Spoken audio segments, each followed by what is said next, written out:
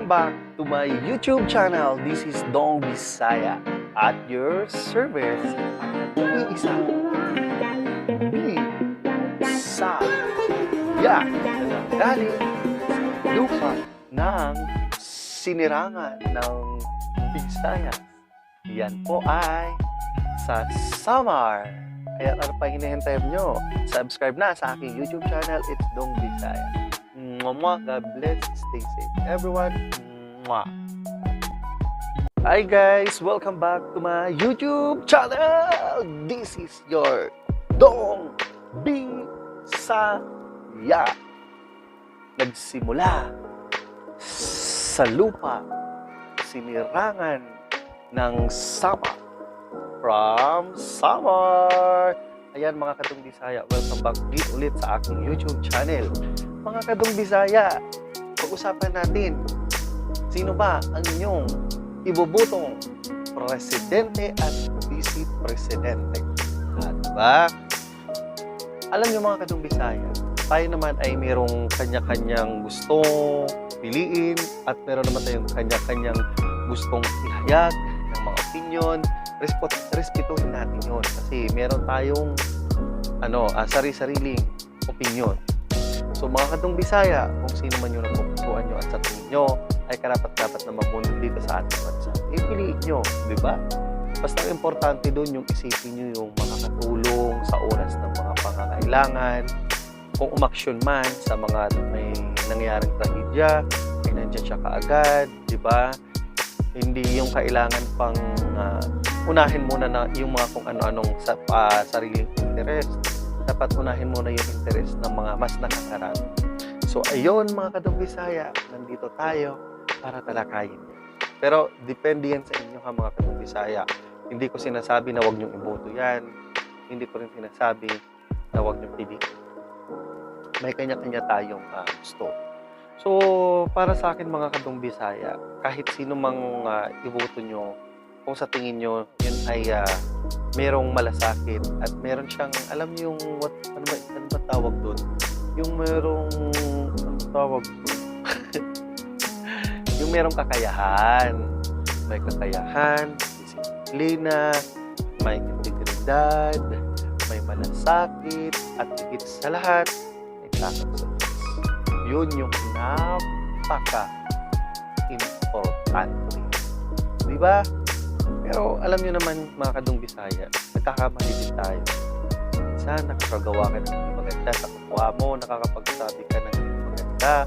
Pero at the end of the day, tao lang tayo, nagkakasala, nagkakamali. At yung mga pagkakamali na yun, sana yun yung gamitin natin inspirasyon o instrumento na ituwid lahat ng yun. Kasi lahat ng yun, yung pagkakamali lang na dapat itama. Diba? Mga Kadong Bisaya, ganyan na rin. Diba? So, kung maging pink ka man na kulay, kung sa tingin mo nabigyan ka niya ng importansya or napili mo siya kasi gusto mo siya, diba? So, may kanya-kanya tayo. Boto mo, diba? Kung napili mo si kulay white, di ba? Si kulay white, boto mo, di ba? Meron din siyang performance na ipinakita, di ba? Meron din siyang mga programa na naipatupad, di ba? Nakita naman din natin lahat naman. Kung gusto mo si kulay, ano pa ba yung mga kulay? Kulay red.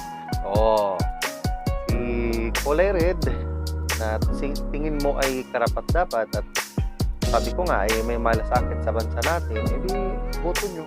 Lahat naman yun, may tayo, may kanya-kanya, at may gusto. Diba? Diba?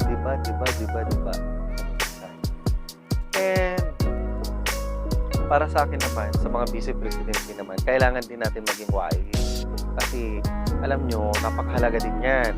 Kasi once na bumoto ka ng vice-presidente, kahit anumang mangyayari sa presidente, siya yung hahalili. For example lang baka meron dyan mga siyempre, kailangan din natin ng yung magkasundo, di ba? Yung kung ano man yung mangyari, halimbawa, sa future or whatever is it, English, whatever is it, di ba? Isa yung kanilang direksyon, di ba? Direksyon, walang baluktot, di ba? Direksyon, walang baluktot. yun mga kadung Bisaya. And mga kadung Bisaya, kung sino man yung susunod na presidente, portahan na lang natin as long as nakikita naman natin na may dedication siya sa bansa, meron siya mga pangarap na gustong matupad, kung sa tingin nyo naman para sa ikabubuti, di ba? So, suportahan na lang natin. Tsaka yung mga nagbabatikos or binabatikos nila yung mga, syempre, yung may mga sarili yung mga pananaw na, hindi ko gusto siya, ito yung gusto ko, siya yung gusto ko, kasi ganito, ganyan. Respetuhin natin. Kasi it's her decision. It's her, thinking. Thinking about. Diba mga kadung Bisaya? Ang mahalaga, binigay mo yung best mo. Na ito yung dapat. Diba mga kadung Bisaya? Heto na ang masayang bawal judgmental. Dapat bawal ang judgmental.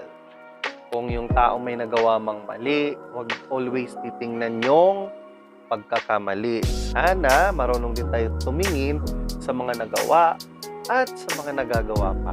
Huwag tayong tumingin sa isa lang na pagkakamali. Dahil yung pagkakamali na yon, doon natin sisirain siya. Huwag. Hindi tayo perfect, guys. Mga kadung Bisaya, hindi tayo perfect. No one is above. No one is above. Ano kaya yung mga kadung Bisaya? Pero yun lang masasabi ko, guys. It's really true that we're not perfect. Everything that we do. Aray, kapit. Nakagat ko ata yung ano ko dito, Gawat ka na kagat ko man. Diba mga kadung Bisaya?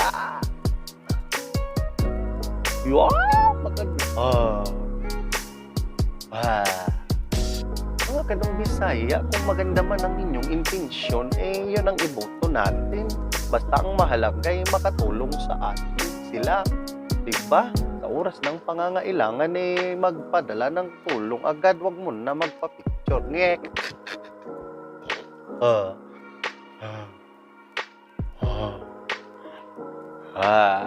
Charot lang.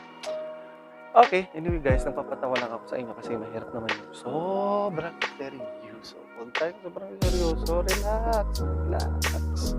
We are democracy. We're in democratic country. We can tell whatever we want. Pero syempre, yung nasa lugar din, nasa tao. Diba, mga kadung Bisaya? So, akin na lang may advice sa lahat. Pumili ng karapat-dapat. Pumili ng dapat. At wag papayag na maapi at mahuli tayo sa ibang bansa. Siyempre siya yung hahawak. Diba? Siya yung magiging pundasyon natin bilang isang bansang Pilipinas.